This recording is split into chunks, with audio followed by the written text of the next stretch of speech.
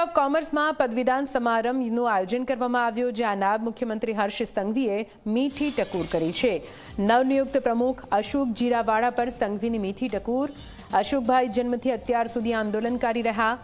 અશોકભાઈને કહેવું પડે છે કે હવે તમે સત્તા પક્ષમાં છો।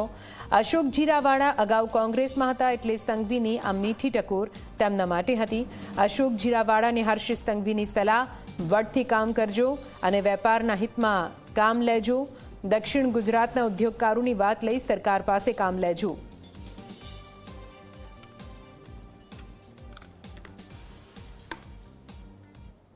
અશોકભાઈ અમારા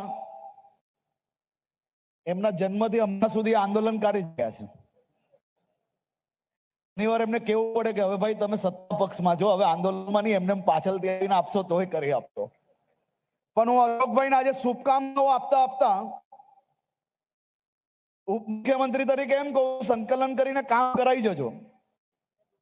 આ શહેરના નાગરિક તરીકે એમ કહું છું અને રાજ્ય સરકાર તરીકે તમને એમ કહું છું કે આ દક્ષિણ ગુજરાતના પ્રત્યેક વેપારીઓના હિતમાં તમે બુલંદ અવાજ બનીને રાજ્ય સરકાર પાસે કામ લેજો, વટથી કામ લેજો અને વેપારના હિતમાં કામ લેજો।